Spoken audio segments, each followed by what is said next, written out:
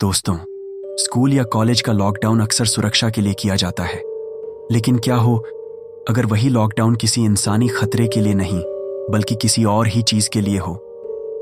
आज की कहानी है एक कॉलेज की, जहां एक रात अचानक लॉकडाउन की घोषणा हुई। छात्रों ने सोचा ये कोई सुरक्षा ड्रिल है, लेकिन धीरे धीरे उन्हें समझ आया असली खतरा बाहर नहीं बल्कि अंदर था। कहानी शुरू होती है सिटी सेंट्रल कॉलेज से। 4 दोस्त आरव, काव्या, समीर और नेहा लाइब्रेरी में पढ़ाई कर रहे थे। रात के 9 बजे अचानक पूरे कैंपस में अलार्म बजा। स्पीकर से ठंडी आवाज आई, attention students, college lockdown mode में जा रहा है। कृपया क्लासरूम्स और हॉस्टल्स के अंदर ही रहें, दरवाजे बंद कर दिए जाएंगे। सबको लगा शायद कोई सिक्योरिटी इमरजेंसी है, लेकिन सवाल था इतनी रात को अचानक क्यों। चारों दोस्त हॉस्टल की ओर भागे, लेकिन तभी उन्होंने देखा सारे गेट अपने आप लॉक हो गए। हॉस्टल का मेन हॉल लाल लाइट से चमक रहा था। नेहा बोली, ये ड्रिल तो नहीं लग रहा, कुछ गड़बड़ है।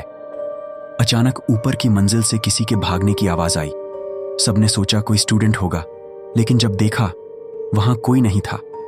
रात के 10 बजे हॉस्टल की बिजली चली गई। अब सिर्फ इमरजेंसी लाइट्स जल रही थीं।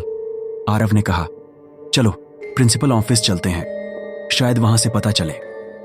जब वो चारों वहां पहुंचे तो दरवाजे पर खून से लिखा था, बाहर मत जाओ, और अंदर की खिड़की से किसी लड़की की परछाई दिख रही थी।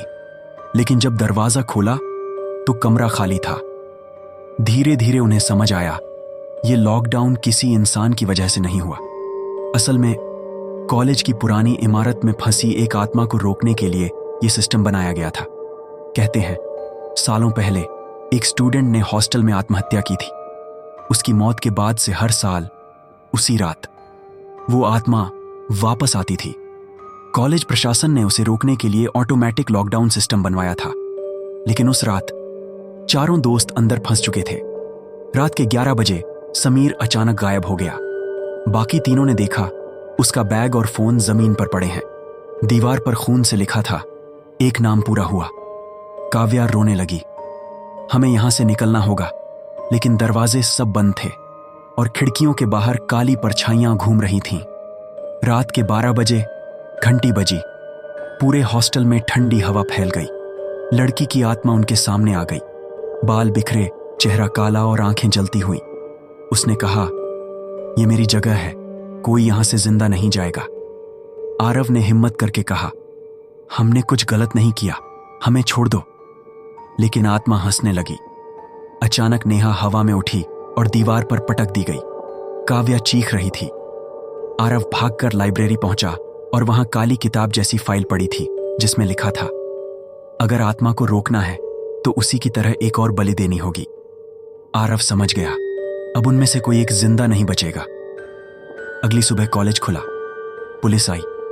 हॉस्टल के हॉल में सिर्फ खून के निशान मिले और दीवार पर लिखा था, लॉकडाउन पूरा हुआ।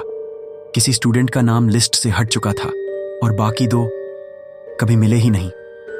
दोस्तों, इस लॉकडाउन का मकसद बाहर के खतरे से बचाना नहीं था, बल्कि अंदर छुपी उस आत्मा को रोकना था। लेकिन जो भी उस रात फंस गया वो हमेशा के लिए गायब हो गया। तो सोचिए, अगर आपके कॉलेज या हॉस्टल में अचानक आधी रात को लॉकडाउन हो जाए और दरवाजे अपने आप बंद हो जाए, तो क्या आप डर से कांपते हुए चुप रहेंगे या बाहर निकलने की कोशिश करेंगे?